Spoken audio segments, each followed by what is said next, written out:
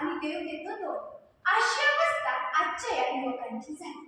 Mobile नावाच्या यंत्राने त्यांचं स्वतः आयुष्यच व्यापून टाकलं आहे आणि याच्याच अतिवापरामुळे माणूस माणसापासून दूर चालला आहे. चला बघूया या मोबाईलच दुकान. हॅलो हॅलो, मी बोलतेय. कोण म्हणून काय विचारताय? मी पारू, तुमचीच बायको पारू बोलते. अगं बया, पोचलेच की. या असं असतं या डबऱ्याचं. कधी कोणाला पुढं पोचवाल सांगताच यायचं नाही. ती सोडा, ओळखलं का मला?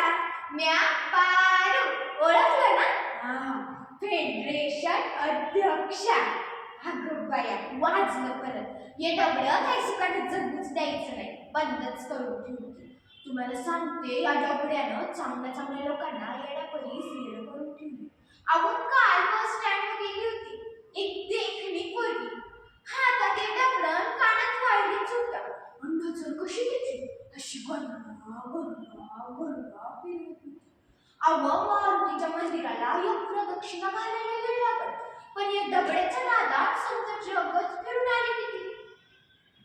आणि मध्येच समजा जगच फिरून आली किती. एवढंच नाही, आपली ती चिपरी काढली, त्यांचं तर काही इच्छाच म्हणा.